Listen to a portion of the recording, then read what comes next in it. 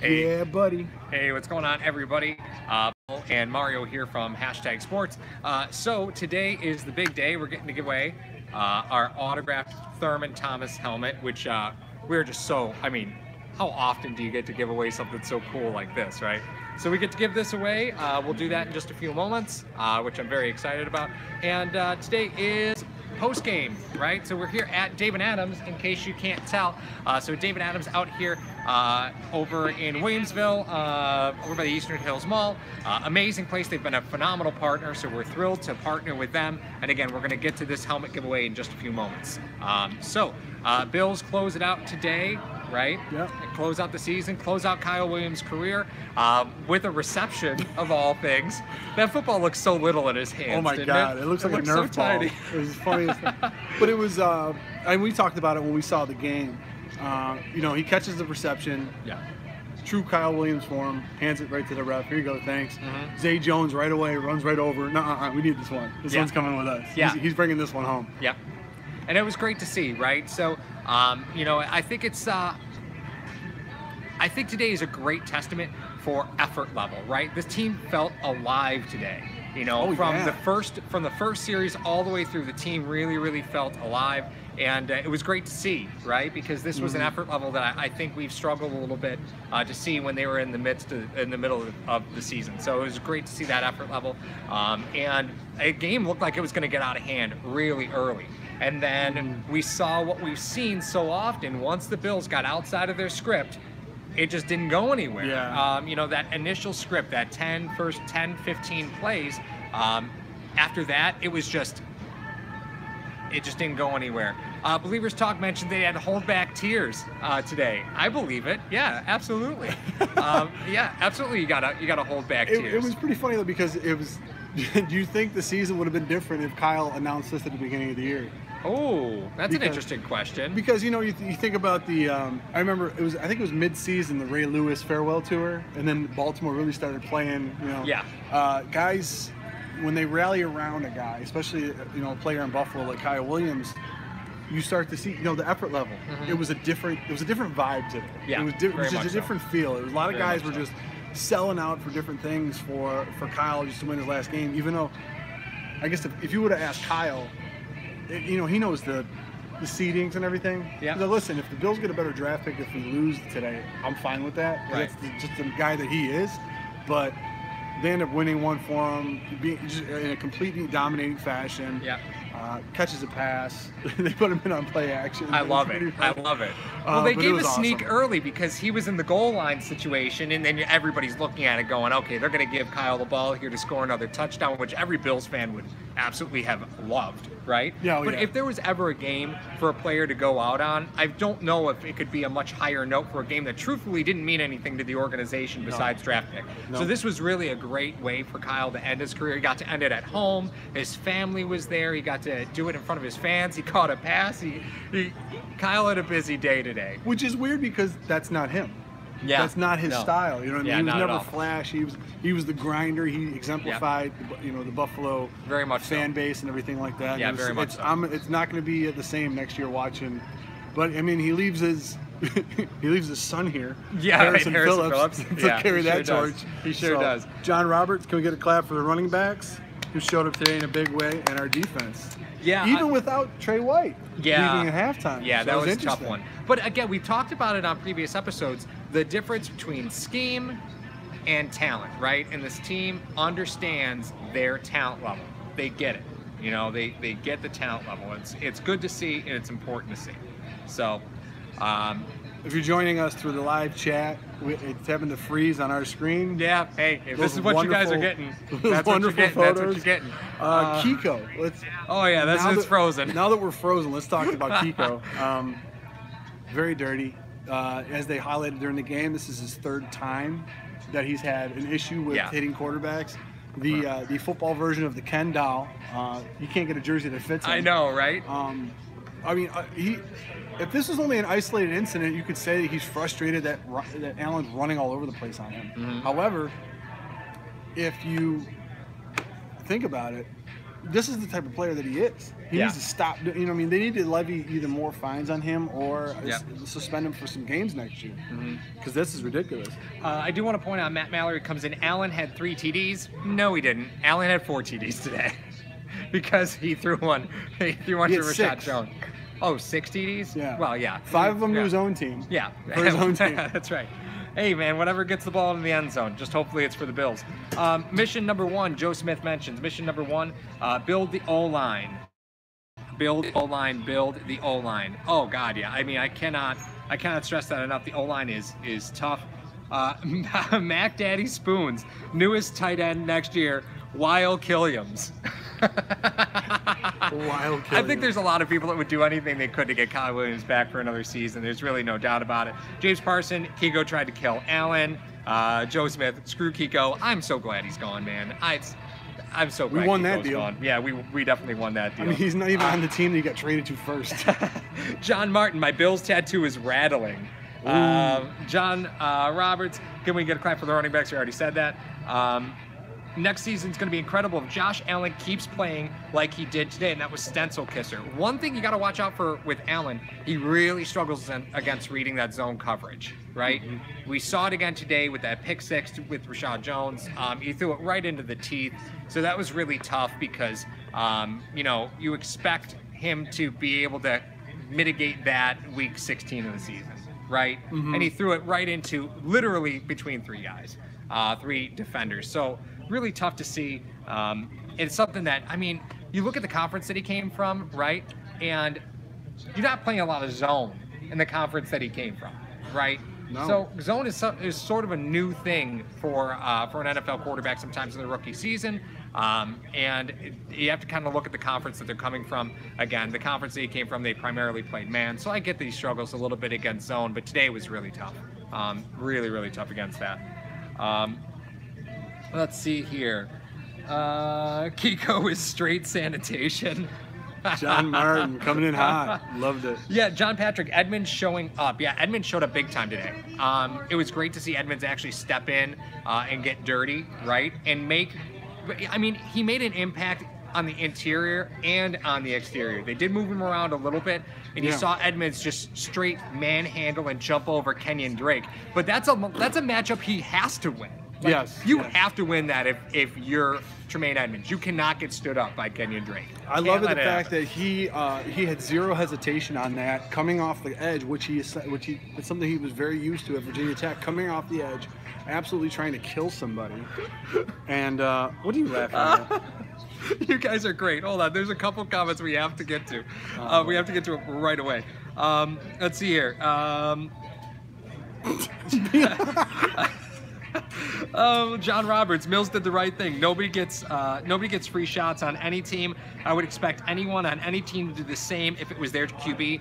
And it was said that McDermott was doing everything he could to keep his players on the sidelines when that happened. He was trying to stop them from going out on the field. Below zero, Mills actually protected something. Too bad it was after the play. You know what? I cannot think of a better way to usher out the Jordan Mills era than an ejection. That's fine with me. I'm okay with that. I'm done with you. I don't expect the best compliment I've heard. I don't expect Mills back next year. You know, I just don't expect him back. You have to imagine the Bills are going to bring in another right tackle. If they do bring him back, sure. But I just don't foresee him being their preferred starter at right tackle next year. Yeah. That was hysterical. Stencil kisser. I also noticed when Allen gets nervous in the pocket and doesn't run, his accuracy fails badly. He throws scared. I think that is, I mean, because the play design has a specific goal. Right. To try to beat a specific defense. And when you get outside of that, I think what happens is players have to try to adjust to the quarterback, where he's rolling, what is he doing. So oftentimes you could open up a wide receiver that wasn't open initially, or if you don't have that chemistry with your quarterback, it's tough because you don't know where he's going to go. You don't know where he's going to. So a lot of that time he's trying to throw even in tighter spaces, the way that works. So, but the one time he did roll, I think he looked really, really well, or looked really good, was when he had that little floater to Chris Ivory in the first quarter. Well, and that's a tough throw to make, because now he's running away and he's having to throw it back across his body. Now, mind you, it was what, a 12-yard throw? Like, it wasn't It wasn't No, deep, it wasn't far, but the that was simple a play. fact that he just kind of tossed it up there with a little bit of touch was good. But I will agree so the one point of Stencil Kisser is that I don't know if he looks nervous, but he does have accuracy issues when he gets outside the pocket and nobody's open. It's really tough. So yeah, I mean, he didn't have accuracy issues on that beautiful back shoulder to Robert Foster. That was just a beautiful, beautiful pass. A beautiful pass, but again, you saw Allen struggle a little bit with some passes throughout the day. He threw a couple behind guys. So again, a little bit of a mixed bag, right? So you're still just kind of seeing that from him. Does the statistic that they mentioned during the game as far as Josh Allen goes, as far as his rushing, does this finally put to bed Tyrod Taylor? I mean, can we finally put that era to bed? You mean can we just move on? I mean, yeah. No, I think because some people ready. were still, I think, hanging on to. I mean, because he didn't turn the ball over. Nope. And this is the last broadcast you probably hear about that. You know what I mean? So, but as far as Allen goes, they got a guy who is a prototypical quarterback. Yep. Who can throw the ball anywhere on the field, and now he can run as well. So I think that should put to bed. Well, I hope so. The Taylor era. Yeah, I hope so. I do want to bring out, we are actually getting some Facebook comments today. So this is from Randall Barnard through Bills Fans Thunder. So thank you to our friends at Bills Fans Thunder, that Facebook group. And it says, what? No, I was going to once again apologize for the graphic. Yeah, the video feed. Yeah, it happens, guys. It happens. Yeah. It says, I don't know about anybody else, but I'm very excited about the future of this team. We have a great young nucleus to build off of, and nobody expected us to win 6 games this year. Just a testament to the leadership of this team. Be excited, people. Go Bills. And then Christina Voss just commented, get Josh an offensive line. Really hard to argue with either of those. Again, today was a very spirited game. It was great to see. Tim Ellington. Yeah, I know, Tim. We are broadcasting a little earlier than our typical 5:15, but we wanted to be here at Dave and Adams while it was still open. Because last time we broadcast, they closed at 5. Our show started at 5:15. And we were like, oh my God, we're here all by ourselves. But we also want to get to the Thurman Thomas autographed helmet giveaway, which we'll get to in just a minute. I think we just want to get to a few more of our YouTube comments before we go ahead and give away this beautiful helmet, which we're so happy to give away. Over 2,200 entries into this Thurman Thomas autographed helmet, so we're really excited about that. I'm excited about John Martin breaking out the Wu-Tang Clan. I'd like to try your Josh Allen style. Joe hilarious. Smith says draft Miles Sanders RB number, in the first round. Number 1 running back. Yep. It's tough to see the Bills. I mean, here's the deal, right? You have Ivory, who looked good today. You had McCoy, who had flashes of 2017 McCoy, right? Yeah. There were times that he looked very good. You have to imagine the Bills are going to pay attention to that running back position. Interesting was Ford was inactive for today. He was healthy, but he was inactive. I found that kind of interesting. I kind of expected to see him a little bit more. I don't know what it was, what they thought they needed that roster spot for, but Ford was healthy. He was a healthy and active, so I don't know what happened there. But you do have to imagine that they're going to revisit that position sooner rather than later. Maybe they've seen what they wanted to see as far as that goes, and wanted to see a little bit more out of Ivory and McCoy, just to see if the legs are still there. Yeah. Because truthfully speaking, McCoy hasn't touched the ball a lot this year. No. So there's no reason that his legs should be dead. Yep. From from what's been transpiring this year. Mike Dowd, I went to the first game Josh Allen ever played, and I thought he would get hurt because he runs so much. But then in the regular season, I noticed he only runs when necessary. Yeah, I think we've seen an evolution of his rushing attack, right? From the first 4 games to the last 6, it's been a very big difference. Right. Well, I mean, you could say, because they were mentioning during the broadcast that the game has slowed down for Allen. I don't know if that's 100% true. But you could say that in the first few games that he was running, he had no idea where the ball had to go. Oh, yeah, no. And then he was just running, and that. But like lately, when he's starting to understand concepts, getting a little bit more comfortable with the wide receivers that he has, it could be, okay, nobody's open, I'm gone. Right. I'm out of here. And It's not that he doesn't know what he's doing, it's that there's nobody open, and then I have to run. So it's interesting to see that progression of Allen in that respect. What about Robert Foster laying waste to McIntyre on that Chris Ivory, I thought it was Logan Thomas. Oh, was it Logan Thomas? Yeah, I think it was Logan Thomas. Well, listen, Logan Thomas is fighting for a roster spot. Homeboy got to block somebody because he didn't block many people this year. Clock him. Yeah, it was beautiful. If you pray for McIntyre because I thought he died on the field today. Tim Ellington, Allen was better than Tyrod overall, but would have, let's see, would he have beaten Tyrod's rushing record if defenses weren't scared of his passing game? Got to be honest with you, Tim, he was going to break this record because, I mean, he didn't even play all 16 games. He still broke the record. Yeah. I mean, so we're missing games here, you know? When you have 135 yards rushing, when you have over 220 yards rushing, it's two teams. I know. You're going to break the record. Yeah, that's crazy, right? So Josh Allen has owned Miami, right? From a production standpoint, yeah. He has owned Miami. In the two games, in the first game against Miami, he was through for 231 with 2 touchdowns and 2 interceptions, and he ran, that was 9 carries for a $135. And then today, he was what? He was, let me just look at it real quick. He was 17 to 26 for 224, 3 touchdowns and a pick, and he had 95 yards rushing. He had that kneel down there. Yeah, yeah. So he's rushed for 220 yards, 230 yards against the Dolphins in 16 carries. And Zay Jones showing up again. Carries. So John Martin says Zay all the way Jones. Zay Jones needed to show up today. This is a guy who is now the Bills' #1. Like, they drafted him, and he needs to step up to the plate. So Zay last time against Miami, he was 4 for 67 with 2 TDs, and he was what again today? He was 4 for 90? 6 for 95. 6 for 95. And 2 so, touchdowns. Yeah, I mean, that's what you need out of him. He definitely got off on the right foot today. Well, and they also had it schemed pretty well because, I mean, Miami was playing them off. Miami was playing them in off coverage, you know, and it was easy for Zay, just one step catch and go. Which is something that we haven't seen in a while with teams that have played. They tend to man press. Right. And it was very unique to see that, okay, if they give it to you, take it. They give it to you, take it. And they did. They gave it to him quite a bit today. John Patrick says McCoy will be back and Ivory is just decent. I got to be honest with you, though, man. Through the season, it was really, really tough to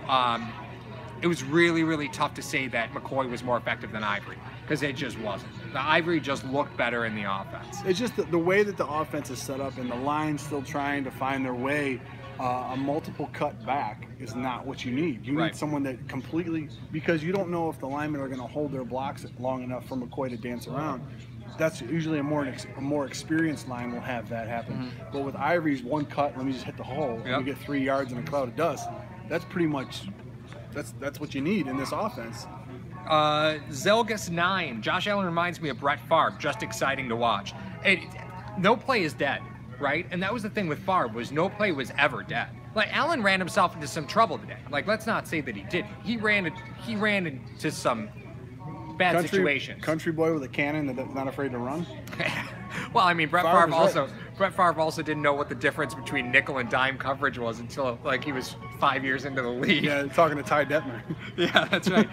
Jeff Farner, great game to end the year. Sad to see Kyle go. Maybe we can resign him as a receiver. I mean, listen, the Bills had trouble, you know, with guys catching the football today. Yeah. That's it. I'm gonna check that right now for the next comment.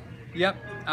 Let's see. Dan Tinobab DB. I can't pronounce some of these handles, guys. I love you dearly, but some of them I can't pronounce. That 4-game setback helped Allen because he didn't snooze that month. He started from the jump that he just wants to win. You know, it was really, really, really important for Allen to take that time off, right? So you look at it, and as Bills fans, we struggled, right? But I think those 4 weeks off really helped Allen. I just have to imagine that they did. It gave him an opportunity to step back away from the pressure of being a starting quarterback, right? What are you looking at? I was looking at the next comment that was coming up as far as, I'm sorry. I'll get with you guys in 1 second. Okay. That's why Ski always does these things. Yeah, Mario doesn't do the reading well. Draft spots. Draft position. Okay, so I was just looking at the current standings before the 4 o'clock games have started. The Bills currently sit at 9th. Yeah. Okay? Great. The lowest they could go is, if my calculations are correct, are 11th. Okay, 11 is okay. 11 is fine. 11's I'm fine okay. with 11. 10, but 10 is no. Well, and we've talked about this. So there's a lot of new people in the chat. So let's just kind of rewind a little bit. Okay. So we put talk our about nerd hat on. So we talk about the 9th, the 10th, and the 11th overall picks, right?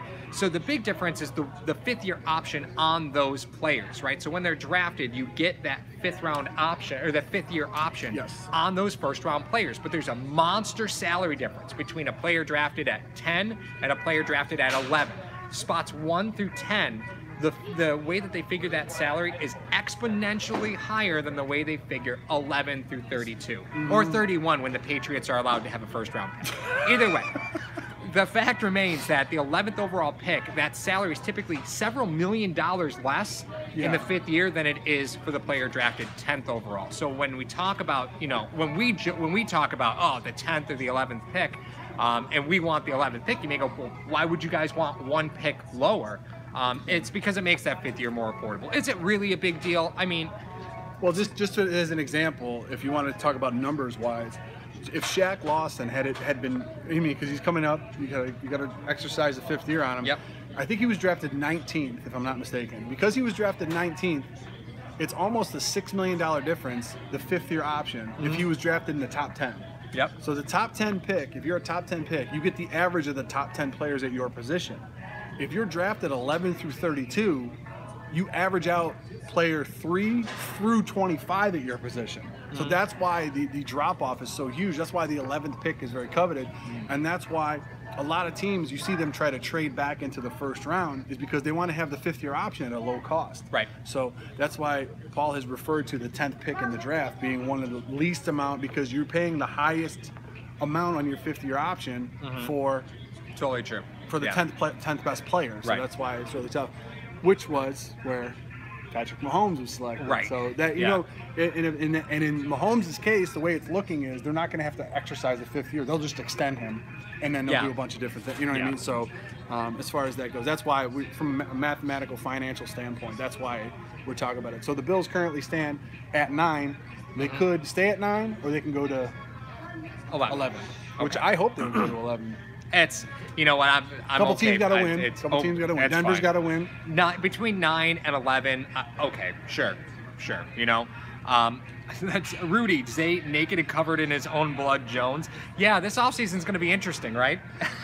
I mean, it's, listen, last offseason was not kind to Zay Jones, so we'll have to see what the future holds for Zay. #savage. Yeah, I know. We'll have to see what happens for this coming offseason. Rudy. John Roberts, I honestly don't care about draft spots. If you are a competitor, you have to win and stay confident. The difference between picking 10th and 20th doesn't mean much at all with the spots that we need. I mean, the Bills will have an opportunity to get that early offensive lineman that they desperately need. Yes, because a lot of that offensive talent will get pushed down because of the defensive talent. Yeah. However, the way that Bean and McDermott have executed their first couple of drafts, they love getting collateral and trading it to move up. Yeah. So if they have, let's say, the 9th pick in the 2nd round, and they want to bundle that to get back in the 1st, they can. That is attractive to some teams. That's very attractive to some teams, absolutely. Matt Mallory, I think I can finally feel comfortable with the QB prospect since I was in diapers. This is a different spot to be in as a Bills fan, right? In diapers? Well, all right. So we're going to take that angle. That's a different spot. Yeah. Okay. No, I mean, we're walking into the offseason going, okay. You feel comfortable. Yeah, this is where, I'm good with the direction that we're going. You can finally walk away from it and say, I'm okay at this position. Now let's focus on building the rest of the team. It's been a long time since we could say that. It's been a long time. Mike Reale, awesome game from Allen. 5 total TDs was awesome. Again, it was 6 total TDs, just not all of them were for the Bills. You stop. Stop it. We're celebrating now. Stop it. Ooh, Mike Dowd. Bills should get Bell and cut Ivory McCoy and Keith Murphy. We actually had an episode where we got rolled in the comments section. Roasted because we suggested cutting McCoy, getting Bell, and how much it would cost the Buffalo Bills, and which does solve a lot of problems for you. Yeah. But it was I roasted you initially for saying that to everybody. Yeah, I love how honest you all are. So thank you for giving us your honest opinion. Absolutely. That's what we want. We always want your honesty, and thank you so much for that. I got absolutely rolled for even bringing it up. Which is fine. So I apologize for the one YouTube handle that I just clearly couldn't pronounce. I'll just call you Dan. That's fine with me. We'll just go from there. We've got one guy that comes on, blobbity blob, blobbity blah blah blah, and his name's Big Spence. So whenever we see his comments, he's we're got just a like gas Big leak. Spence. And yeah, he's convinced that there's a gas leak on one Bills Drive. Let's see here. So John Patrick and John Roberts both commenting Ivory's decent. And will return next year. I really like Ivory. He's one tough SOB. Well, he's on a 2-year deal, so he will definitely be back next year. Doubt that with the tread that he has on the tires, they'll extend him anymore. Yeah. He's definitely a spell back. But could you use him? I think we discussed it before. Could you use him for 10 games? Could he be a serviceable back for 10 games? Because even if the Bills do get a rookie, you know that this team doesn't like starting guys right away unless they absolutely have to. So they don't like starting rookies right away. We saw that with Milano. We saw that with Teller. It was they didn't want to start Allen right away. It was just one of those things where they had Peterman in there. Yeah. That's let's just remember that this team started with Nate Peterman as your starting quarterback. Right? That's where we started. We started with Nate Peterman as your quarterback. I hate it. That's where we are though. It's Sign Kiko as Kyle's replacement. Oh, Kiko would not in any circumstance be accepted in the locker room of One Bills Drive. Period. Right now, no way. Period. I'm surprised if he gets out of One Bills Drive tonight. I know. Yeah. So let's take a real quick look at 2019 free agents. This is via Spot Track. So obviously Kyle Williams is going to be a free agent. We should sign him. Yeah, we should sign him. He'd be good. Vontae Davis is also listed as a free agent for next season. For what, the XFL? Yeah. Lorenzo Alexander is going to be a free agent going into 2019, so he does not have another year on his deal. So you got to make a decision what you're going to do with Alexander. Jordan Mills, your starting right tackle, he's going to be a free agent. So you got to make a decision what you're going to do at right tackle. You do have, you saw Cyrus get some playing time today. Pretty young. Yeah, you could bring him back. He's going to be a free agent next season. Groy is going to be a free agent next season. Run into John Miller is going to be a free agent next season. So I know we're talking about rebuilding the line, but there's a large chunk of those players who are gone. They're gone already. Well, I don't know. Technically, you don't know if Groy is 28. You don't know if if he is there, he'll be a depth signing because he could play guard or center for you. And which you needed him because Bodine went out this year. You picked up Jordan Phillips from Miami, who's 26. Right. He has to clean up some of the things he does when he just plays Miami because he loses his mind. Yep. But still a very, you're going to need him because you're losing Kyle.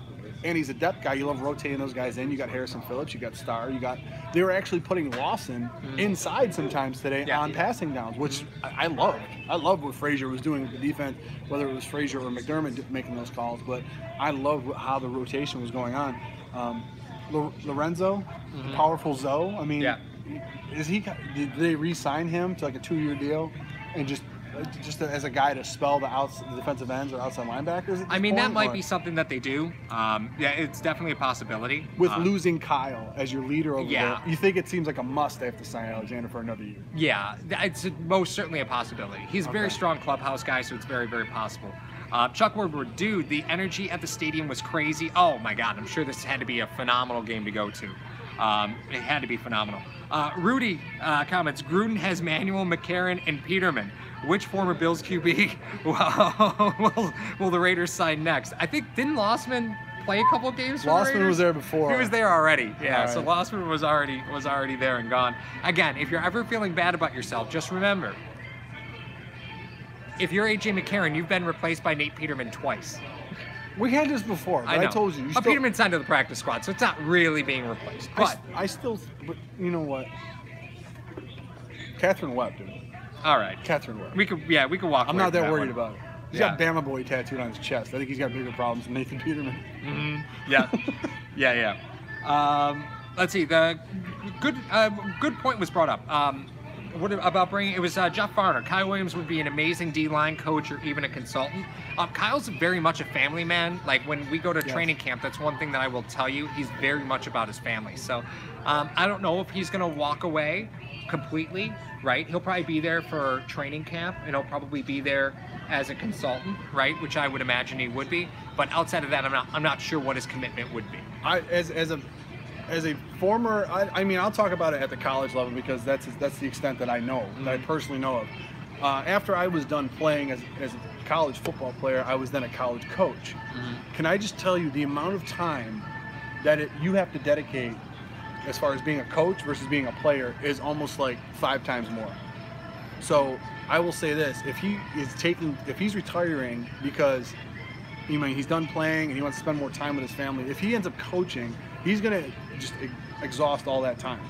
So I wouldn't be surprised if, like, in 2 or 3 years, like if his kids grow up a little bit more, that he ends up coming back to the team. I'm not against that at all. Right. However, I don't think that coaching immediately is what he's going to do. All right, unless he's that, if he's gone from the game and that sick of like being gone from the game after playing it, and I mean, his ties will always be to Buffalo. Yeah, it's not. He's not going to go coach the D-line in Miami or something. You know what I mean? So So while I would love for him to be a coach, he could fit right in. He could tell a lot of the guys what's going on. I think he's going to spend time with his family. Well, I think, and Dan brings this up, Kyle's a training camp coach. I'm not seeing it now. I mean, it is possible that he's such a strong leader that the team might struggle to develop their own leadership if he's there to guide them, right? So it might be an identity issue. It might be best to just say, let's step back for a year. Let's let, you go be with your family. Let's go ahead and, let's develop our identity on defense without you, because the Bills haven't had to do that since 2006. He's been there forever. So, I mean, he's been the consummate leader. I love Kyle Williams dearly, but we'll see what happens there. I'm not sure. McDermott had said earlier in the week, talking about he needs the leadership on the offensive side to step up, which he hasn't seen. So that is something that I think we've been beating the drum with all year. And these guys got to step up. These guys got to step up, and they haven't. It's interesting to see who will be the leaders next year on that offensive side of the ball. Will it be a lineman? Will it be Dawkins? Will it be? Will it be Jones? I mean, your offensive captains were DeMarco and McCoy, and that was it. Okay. I think that was it. Because it was Wood. Yep. That's what I mean. And Glenn, wasn't it? I could have sworn it was Wood and Glenn. Robert Sheary, I hope they bring back Zoe for another year. He would be a great presence for the younger guys on defense. I read somewhere that the Bills and Zoe had mutual interest in another season. I can't imagine it would be anything more than just a one-year deal, right? That's probably where they are. 37 going into season. I think it would be interesting to see. But like I said, if you're losing Kyle Williams, you got to have at least retain some leadership over there. I mean, it could be Micah Hyde, it could be Poyer, it could be Milano. Right. You have a lot of guys that could take that mantle. Trey White. You have a lot of guys that could take the mantle if those older guys leave. However, that's tough.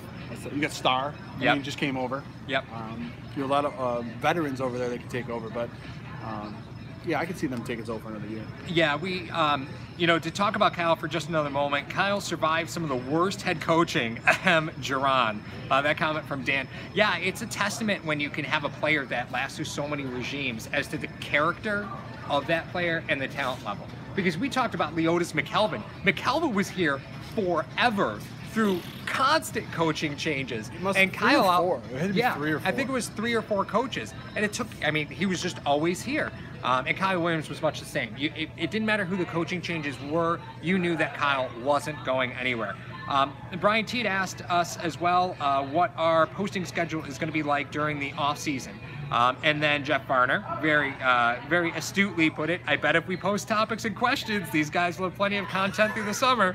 I love the off season. It is honestly one of my favorite times of the year. I love the off season. But that's the show that we do is for you guys. I mean, that's just all there is to it. So whatever you want to talk about, we will talk about. Just let us know. Comment on a video, message us, get us on Facebook, get us on Twitter. However you want to get a hold of us, we will absolutely talk about anything that you want. Our schedule's not changing, so while the post-game show is going away, we are still going to have our typical posting schedule. So we're still going to go ahead and record and do all that stuff. So none of that is going to be changing. Definitely have the, but as far as the shows that you will encounter every week, there will be more, like, for example, I think we posted all the Road Rages were Friday episodes. Yeah. So you can just guarantee Road Rage will come on Friday. Yeah. So, yeah. Because the way that we do it, again, for all of you that are new, we only get together one day a week, and we'll record our content for the entire week and then splice it up into individual episodes. So that's what we're going to do today. We're actually making a road trip to grab some food, because last time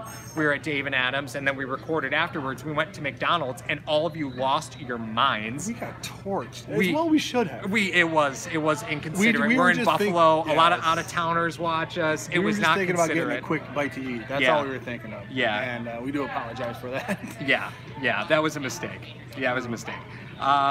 I do want to get to the Thurman Thomas helmet giveaway. Yes. So let me go ahead and pull that up. So again, I just want to thank Dave and Adams. They were phenomenal partners for the Dave and Adams contest giveaway. We also had Buffalo Bills fans only were posting it in their group as well. So that big thank you to them. And this is our thank you to you guys. We have grown. Store will be closing in 15 minutes. Hey, store closes until close. Thank you. Store closes here in 15 minutes, but we're not going anywhere. So again, you know, big thank you to everybody for this helmet giveaway. We had over 2,000 entries into the contest, which we couldn't be more thankful for. And they're from all over the world. We had people enter from Spain, Ireland, Africa, New Zealand, like everywhere. Yes. So I don't know where the hell this thing is going, and we'll get there. We'll ship it to you wherever you are. Yeah. But if it's somebody local, you come out and meet us. You know, that's Absolutely. fine. Yeah, we'll go give it to you. And we promise we will do and try and make it out when it comes to the post game stuff, and make sure you guys know where we're going to be. Because again, this show is about you know, just having fun talking football. So we're always available to you guys for anything at any time. So anything you need, you just let us know. So let me get to this contest giveaway, which I am so excited. Again, thank you to Dave and Adams for hooking us up with this autographed Thurman Thomas Hall of Fame helmet. And here we go. It's very simple. All you have to do is just push a button, and who knows who it's going to be. We're going to draw one winner. That's it. Okay. Just gonna draw one winner. Here we go. You won it. I did not win it. Oh man. What?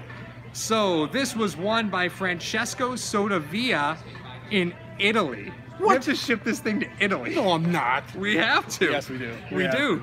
Woo! Wow. And this was just through one of the daily bonus entries. So again, thank you, Francesco. I don't even know what to say. This is crazy. So this helmet that you see in front of us, or on the frozen screen, is going to be shipped off to Italy. We'll get it to you, Francesco. We'll try to get that. Yes, if you say. We're We'll gonna get it try to to you. get. It's not going to be delivered by hand. I can promise you that. You kidding me? I go back to the motherland and drop this thing yeah, off. of course you would. Of course you would.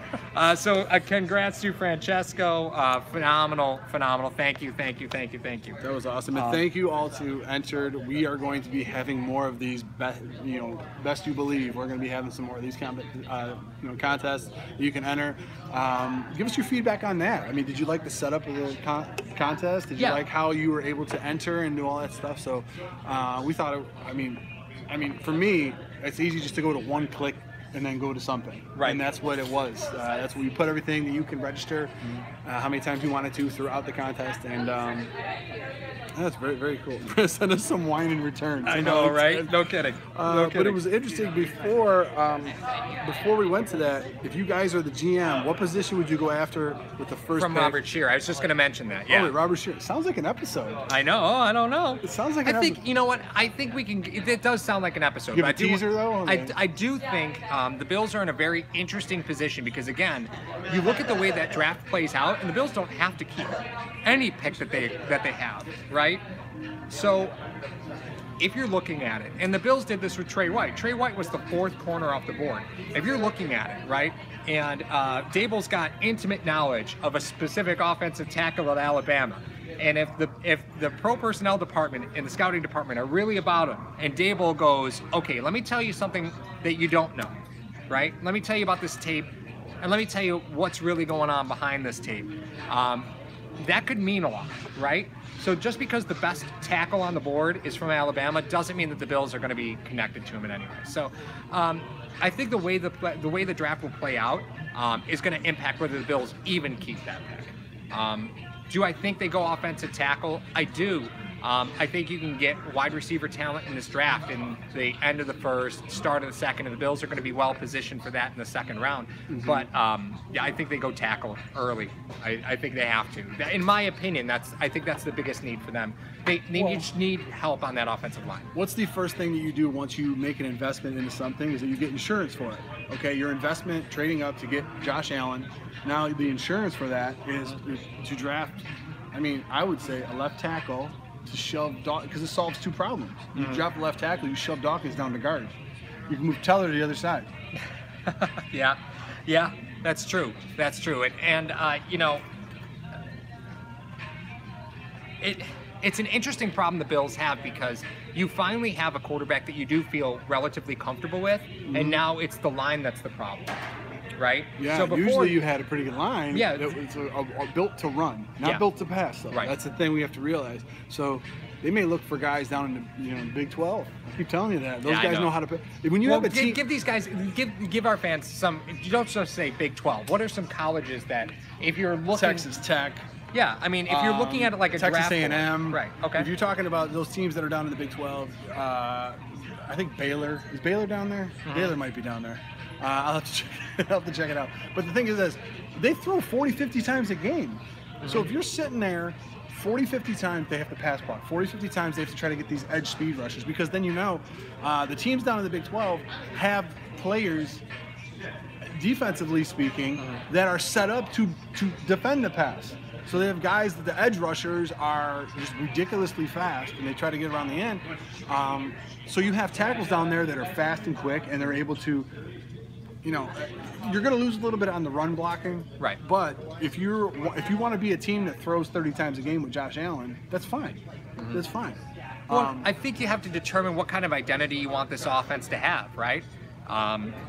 It's with Allen, he gives you the ability. Oh yeah, that's right. A&M is SEC. I apologize. Thank you, outside. Look at you. See, you're always picking us up. I love it. You have to determine what kind of identity you want for this team, right?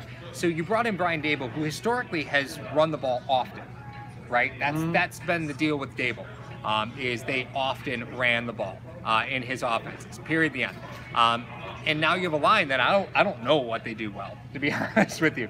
And today you finally saw the Bills be able to take advantage of D-backs or those defensive backs playing off, right? With those quick, little wide receiver stick routes that they were running. Just little step, turn, throw. And I think that was big, because what it does is it brings the defensive backs back down, right? And it opens up that deep passing. There's a lot of things that the Bills did today that I wish I would have seen in week 7 and week 8 and week 9, and we just didn't see any of them. It was troubling them. It was very troubling. I need to redeem myself. Yeah. For the Big 12. Okay. Okay. So we got Baylor, Iowa State, Kansas State, Oklahoma State, TCU, Texas Tech, and West Virginia. So that's the Big 12. So a lot of those teams are built to throw. Yeah. So they have the bookends are ones that can block. Thank you for. I don't know why I just kept thinking of Texas. Yep. And I forgot. Brian Teed, Wisconsin is O-line U. For run blocking. Yeah, for run blocking. They got those big horses in there. They're also D-line U. Yeah. Oh, Below Zero said the same thing. Wisconsin lineman. Yeah. I mean, but again, you have to determine what you're looking for, right? If you're looking for a guard, go give. Just anybody from Wisconsin's fine. Doesn't matter. That's fine. You'll be fine. You'll survive in the NFL. I think you have to kind of look at what the identity is. And who said it? Somebody said it. Oh, he played for Louisville. I was talking to Eric Wood. I thought he played for Wisconsin. He played forLouisville. Louisville. John Patrick said McDermott will be tempted to go defense in the first round. Yeah, I mean, if you like steak and you walk into a butcher shop, it's hard to get anything but steak, you know. And this draft is full of like really, really, really tempting looking defenders. But you do have to ask yourself, what do you need, right? I'm sorry. What do you need? What? Is this a Zell? Zell 9? Wisconsin's only good if you want to run the ball. The forward pass is a trick play. That's hilarious. John Morton brings up an interesting point, though. I said, why do we let go of guys we love? We've said many times, when you cycle out coaches so many times in different philosophies, the players that are currently on the team that are stars in that system, right? What happens is they redo the system, so the stars really aren't necessarily fit for that system, which is, I mean, I wish they didn't do that. Right. But when you go from let's just say, for example, you go from a Jim Schwartz defense to a Rex Ryan defense, 4-3 to 3-4, a very, passive, because Schwartz doesn't really blitz that much, or at least he did when he was with the Bills, and you go to Rex Ryan, who has all these exotic blitz schemes, you have a couple of those defensive, alignments that aren't the same. So, right. But you can put Kyle anywhere, as far as the defensive lineman goes. So an outside linebacker in a 4-3 is vastly different than an outside linebacker in a 3-4. So, well, and that's why I think we saw like Shaq was out of position, right? So yes. Based off of what we knew about McDermott's defense last year, Shaq was out of position. And there was also some effort level problems that McDermott even talked about, and Bean even talked about this offseason, that Shaq Lawson he didn't take his job very seriously. And they saw this year it was very different. But again, Shaq Lawson is in a rookie contract year. Yep. They have to pick up his rookie option for a 5th year, which I have to imagine they're going to at this point. Shaq's played really well. Yeah. But you look at the defense that's going to be at the top of this draft, and you're seeing a lot of defensive ends and outside linebackers. And, does this team need linebacking help? Sure does, right? But it needs coverage linebackers. It doesn't need pressure linebackers. No, right? no. Because, I mean, you want to talk about players that the Bills had to let go due to philosophy change. Look at, how do you think we got Jerry Hughes? Right. Indianapolis went from a 4-3 to a 3-4, and Yep. Hughes was out, so they just swapped first-round picks with Shepard. Yeah. And we were able to, Kelvin Shepard, you heard that name in a while? Gee, that's how we were able to get Jerry Hughes in there. And Brian Teedy, he says Harrison was already taking snaps away from Kyle. Harrison is good. I agree. That was a great value pick in the 3rd round. The way that Frazier and McDermott's defense is set up is they cycle defensive tackles all the time, so they're fresh. So you see Jordan Phillips in there, Harrison Phillips.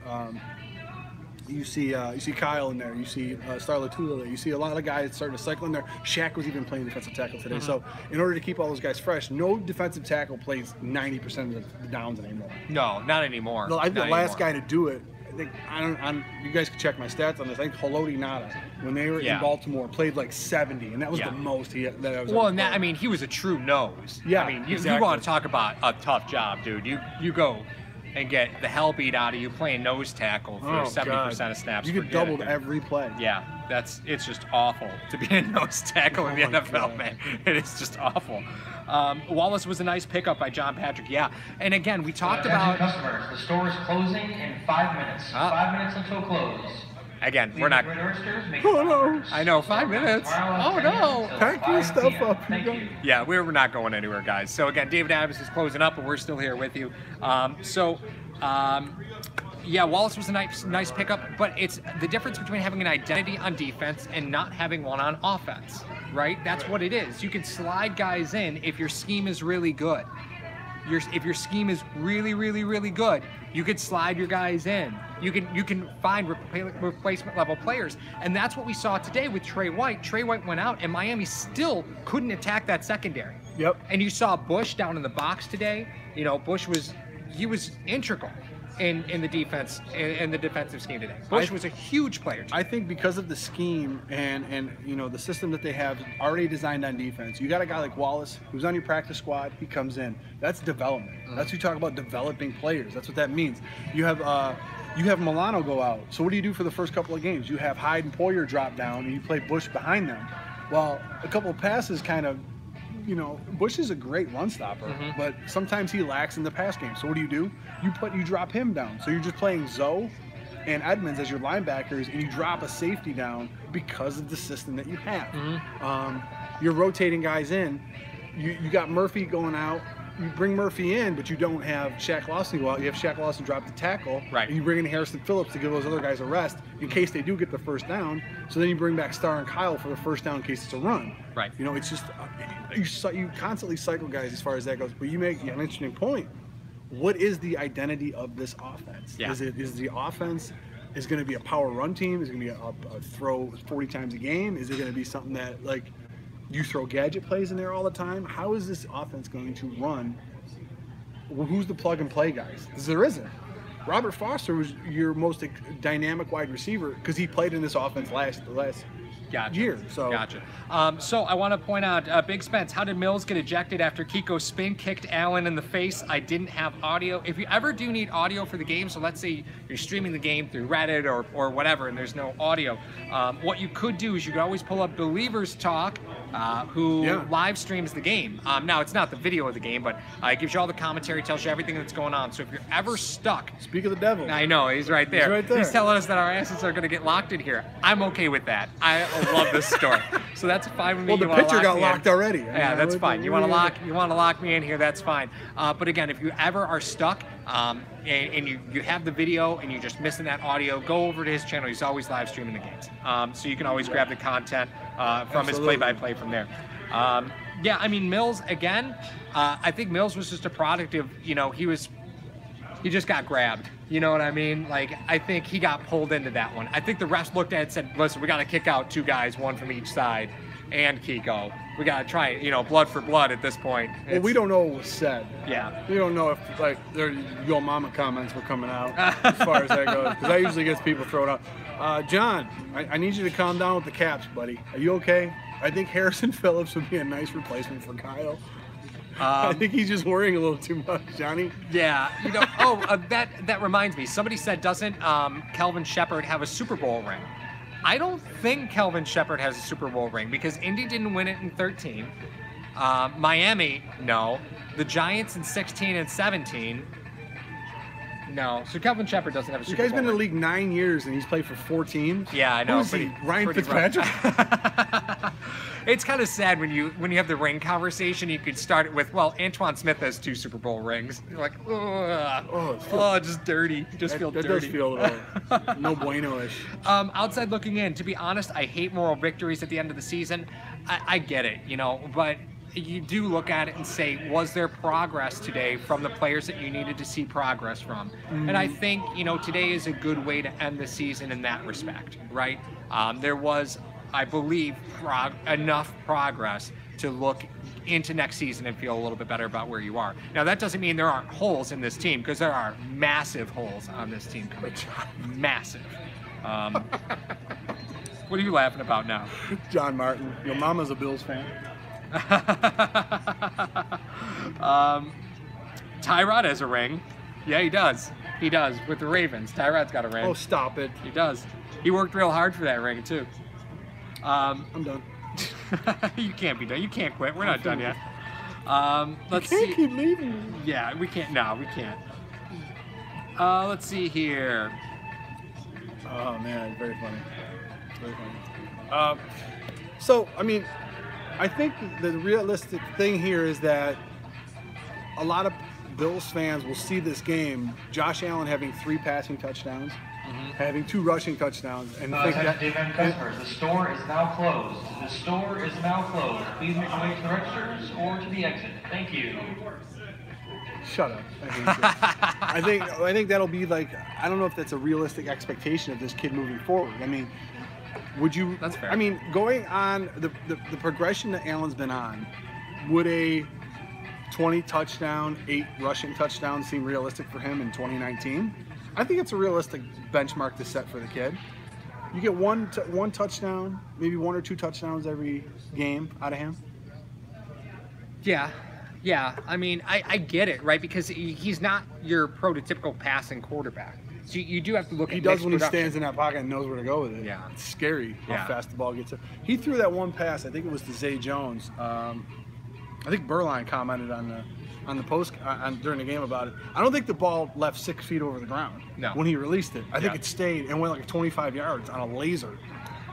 John Patrick, what are the extra picks for the Bills this draft? If you're talking about the compensatory formulas, those aren't figured out yet. So what that means is you take a look at the end of the season at what players were lost and what players were gained and what those contracts were of the players that were lost and gained. So the Bills, I mean, there was talk that the Bills could end up in the compensatory formula discussion because they were going to lose Kelvin Benjamin, and then they just cut his ass. So I mean, I think they said whatever to your compensatory picks. That the compensatory formula is almost impossible to figure out at this point in the game. Anybody that tells you that, you know, that they've got the compensatory formula figured out, they're just making stuff up, dude. It's such a violent formula, and the NFL doesn't actually tell you who is in contention for picks until they announce who got the picks. So the NFL doesn't tip their hand on that one at all. So I do think that they gained an extra 5th round pick through trades, but I think that's it. I could pull up the Bills 2019 draft and kind of look at what it looks like for picks for them. 2019 draft or 2019 draft picks, Buffalo Bills. I'll go ahead and look at it for you, but if it's about compensatory picks, we won't know for a while. We won't know until after free agency. I thought he meant extra picks. Tim Ellington. I thought they meant extra picks in what they got in a trade, which is the question I have. Okay. All right. Yeah, I'll go ahead and pull that up. That's no big deal. So it's interesting enough to see, because if you think about it, the way that the Bills had worked it, I think they had, $8 to $10 million that they're going to end up rolling over. Yeah. And you know what they're going to do is they end up rolling that over. You have to fill out paperwork 2 weeks before the new league year starts, which is typically the first week in March. So what you're going to see is that no players typically are signed in those first 2 weeks because they have to fill out the paperwork in order to roll over the cap that they have. And after they roll over that cap, the week after, I mean, that free agency period is so much fun. I mean, guys just go flying off the board. And Bills typically, in the Bean McDermott regime, haven't been really big players because they were trying to get guys into their system. They're guys that they wanted. So they weren't really signing too many big name free agents. So, that being said, Paul's got the picks coming up. So we're gonna have some blast from the past here. So here's the way that the draft is gonna play out for the Buffalo Bills. They're gonna keep their original picks in the 1st, 2nd, and 3rd round. Okay. After that, it gets a little dicey. So the Bills have 2 picks in the 4th round. An additional selection was acquired from the Kansas City Chiefs as part of the Reggie Ragland trade. Good Lord! Forgot about Reggie Ragland started this season. You know, I forgot about Ragland, but they have an extra pick coming from the Ragland deal. The 5th round, they have 2 picks, part of the A.J. McCarron deal. So they've got 2 picks there. The 6th round, they have their original pick, so nothing new there. But the 7th round, there are 2 picks, and one of them is from the Kayvon Seymour trade. So again, they've got a ton of picks. I think that's 10 picks overall, and that's not counting any compensatory picks. I just can't imagine they're going to get any. But they you know, we never know. Like you said, the formula is almost impossible to figure out. I mean, we don't want to sell you guys something by saying, you know, we think, you know, we want to make sure we know. Like that, we're just not going to tell you that the Bills are going to get it. You know. Let's see here. Do an episode of whose contract is up. Yeah, no problem. We'll do it during the whole off season. We're going to do all free agency. We're going to do the draft. There's tons of content that we're going to come out with. Anything that you guys want us to talk about, just message us. Just get a hold of us. No problem at all. We'll be happy to talk about anything that you want to talk about. Some of the stuff that we discuss is conversations and things that you might not hear anywhere else. So, like the example was, we had an episode this week talking about are the Bills going to go after somebody like bring Preston Brown back? And not a popular conversation. But it's something that you haven't heard yet. Why? Well, there's benefits to it. So it's something that, you know, it can be discussed. It's a possible discussion, and not a lot of people were happy to hear about it, but it was something that it's something that could happen. The Bills could go out there and look for another inside linebacker to move Tremaine Edmunds outside. It's something that could happen. So we want to just discuss as many possibilities with you guys as possible, so that way you have as many tools in your toolbox when you talk with your friends. So that way, you know, that's what it's all about, just talking football. Anything you guys want to hear, just message us. We'll be thrilled, absolutely thrilled, to discuss anything you want. Yeah. Anything. Absolutely. Anything more in the chat that you want to talk about, Mar? We've got a battle going on between the cold front and the 1992 Bills defensive front. Oh, goodness. Okay. I'm trying to think. It was Bruce? Who's the nose tackle? Smurless? Smurless? I don't think so. I can't even think right now.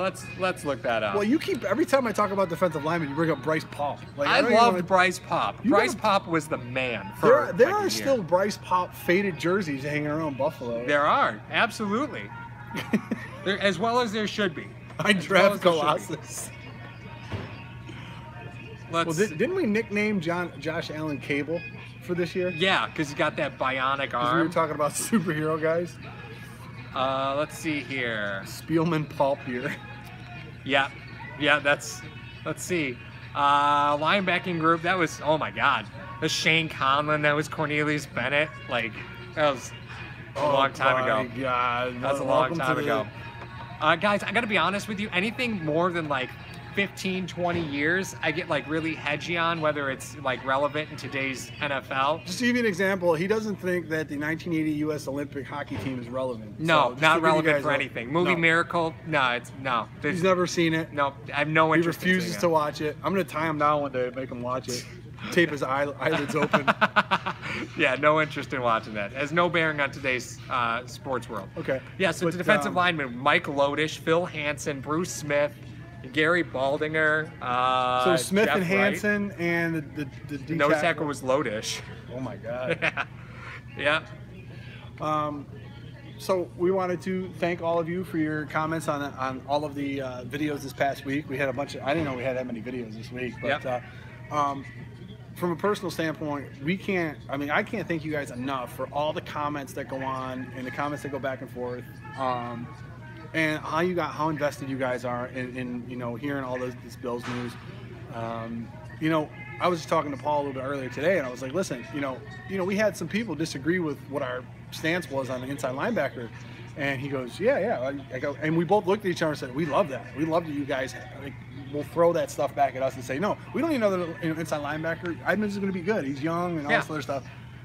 just FYI, Edmunds was 7 when Kyle Williams started his career in Buffalo. Yeah. It's kind of weird, but that simple fact is we love when you guys throw stuff back at us, and we're gonna go record our videos for this week. I gotta try to find out what address in Italy I have to send this helmet to, which is insane. We're gonna have a contest coming up very soon for you guys in the off season, but if you guys want more Bills coverage and the stuff that we do, we're gonna have more episodes during the week, and we just typically won't have the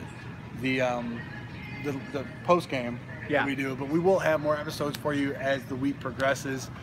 Usually our off-season schedule, we try to do about 4 to 5 a week for you guys. And like I said, if you hashtag anything Q&A, we'll definitely make an episode about it and talk about it and give you guys some feedback, because you guys love throwing that feedback up back at us. So and the off season's a crazy time, right? You got free agents all over the place. We'll talk about anything you want. You want to talk about draft picks? That's the way it is. We'll seriously cover anything that you want. There really isn't anything at all that's off limits. And I'm a big fan, and Dan had just mentioned in the chat, I'm a big fan of the Bills trading down. I think there's just so many things that you need attention. It's going to be improvement by acquisition. That they're just going to bring in a lot of guys and say, well, I don't care about dead money. We don't care anymore about dead money. We got rid of all the dead money problems. Let's just bring in guys. Let's just do it. Let's stay young. Yeah. So I think it's. That's fine. We got to remember that as soon as the new league year starts, post draft. Yeah. The draft's in April. Post draft, you got 90 guys. Yeah. You got 90 guys to look at. You end up cutting 37 of them. However, you got 90 guys to take a look at. Yeah. So expect about 4 or 5 Alabama guys. Still, yeah, it's still going to happen. Expect about 4 or 5 guys to come from the NFC South, because that's where McDermott was for a little while. He still has some. I mean, he took Raphael Bush, who played for the Saints. Yeah. So he definitely had an eye on him throughout the years. So with that being said, thank you guys. This is the conclusion of our post games for this year. Yep. And we will go film our episodes, and we have a surprise for you this week. Yeah. Of where we're gonna get our food. Hint, hint. It's a Buffalo staple. Yeah. So we thought that perhaps, and you guys tell us, if there's someplace you want us to go, because we just drive around. So we'll be happy to go anywhere you want. You want us to go and you want us to go to the Anchor Bar, we'll go to Anchor Bar. Is there any place that you guys from out of town just want us to go? If there's a place that's like, these are the best wings in Buffalo, that's not the Anchor Bar. This is the best place to grab a burger. We'll go anywhere, because Homeboy needs to eat, so I'll be fine. He does need to put on some weight for the off season. He needs to be about 175 by the time we start next year episodes. I could wear concrete shoes and not be at 175. I'm tired of looking like I'm walking around with my son talking football. He's like, you outweigh him by 100 pounds. What's going on? So this will be it for us at the post game, guys. Thank you again so much. Anything you need, let us know, and we will catch you all on the flip side. We will see you all this week. And again, anything in the world, just let us know. We'll talk to you soon. Thanks again so much for the support and growing this channel. We cannot thank you enough. Thank you, thank you, thank you. Thank you again to David Adams for letting us be here till they close. Yep, that's right. Woo! We appreciate you guys spending all this time with us, an hour after every game, all season. So thank you again, and we'll talk to you all soon. Have a great one.